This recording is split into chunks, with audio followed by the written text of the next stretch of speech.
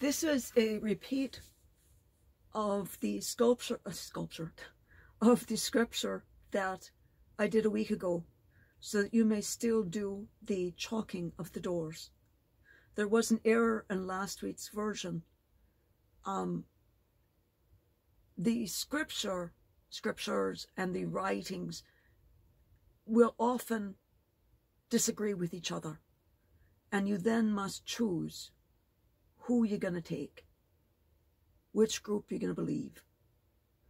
For instance, last night and this morning, over the course of about 6 hours, I went through maybe 100 some different sources to look for this.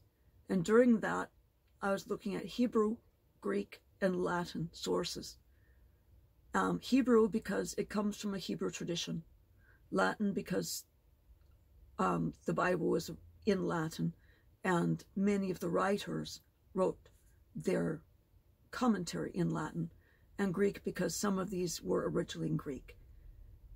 But I found 42 different dates to celebrate Epiphany, depending on which century you chose, depending on which church you chose, depending on which day of the week you chose that particular church. It was just nuttier. So the following are the correct years. It is a 20 for the first part of the century. Some centuries went the digits of the year current. So let's say it was 750, the year 750. They would have you put 50 at the beginning and 50 at the end. It was only when they got into like past the 14th century with a double digit century number that they put that at the beginning and then the year number at the end. When there was a single number century, they didn't put that at the beginning. So the chalk, you can bring the chalk to your priest and have them mark it or bless it. Or you can go to the church and just drop some holy water on it. So the first 2 digits are 2 and 0. A great big plus sign, because the plus also represents the cross. And then a C as in Casper, not the friendly ghost. Another plus, once again representing a plus or the cross. An M as in Mary, the Blessed Virgin Mary, or Melchior, the second of the wise men. Another plus. And then the letter B as in boy, or Balthazar, the third of the wise men. A plus, and then 22. 2. This is the meaning of the letters.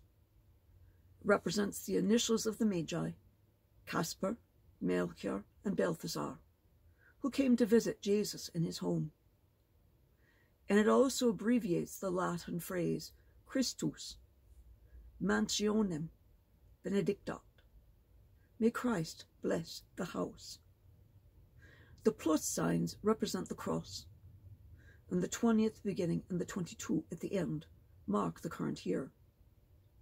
And going through all the various texts, I have now confirmed that in Anglican, Roman Catholic, Lutheran, of the current year and going back 5 centuries, that is how they do it. I could send you my sources, but you don't want me to go there. Taken together, this inscription is performed as a request for Christ to bless those homes so marked, and they stay with those who dwell therein throughout the entire year. This is the celebration of Epiphany, the day of visitation by the 3 wise men. But it is also the celebration of the Lord's baptism. And it also has the reading of the wedding at Canaan. So you have the miracle of the 3 wise men following the star. You have the baptism of the Lord. Some churches said he wasn't baptized until he was 30. No, he was baptized on the 8th day because they did the bris. Look it up.